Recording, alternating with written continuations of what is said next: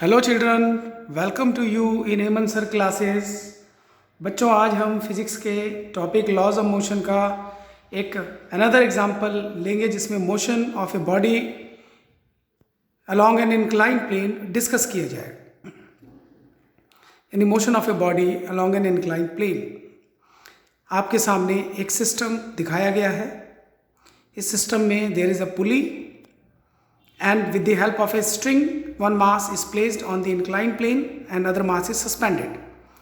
The suspended mass is coming down and the mass placed on the inclined plane is moving upwards.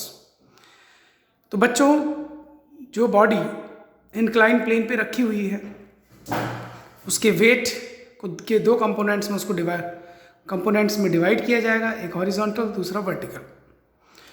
Horizontal component is balanced by the normal reaction of the body and the vertical component of the weight is acting vertically downwards. Now there will be a common tension in the segment of this string. सबसे पहले हम बात करेंगे suspended mass m1 की। Its weight is acting vertically downward and tension is acting vertically upwards. Therefore, weight is greater than the tension because the system is moving downwards, and due to this m1g, which is the weight of the body, minus tension is the net force acting on this suspended mass which is responsible for its motion. तो equation जो इसकी बनती है वो m1g minus t is equal to m1a होता है।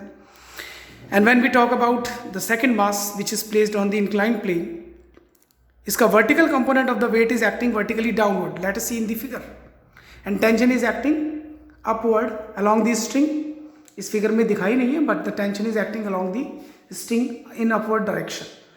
So since the mass is moving upward, therefore tension is greater. So tension में से आप इस component को माइनस करेंगे which is m1g sin theta, and the net force is responsible for its motion, यानी that is equal to m2a. और इन दोनों equations का सॉल्यूशन आपको कॉमन एक्सेलरेशन और tension in the string provide करेगा। मैं दोबारा आपसे बोलता हूँ, there is no need to cram all these equations. Just know how to frame the equations, because in different cases with the different values of masses and the angle of inclination, you can solve this particular case study. Okay children, this is for today's class, and catch you later in the next class.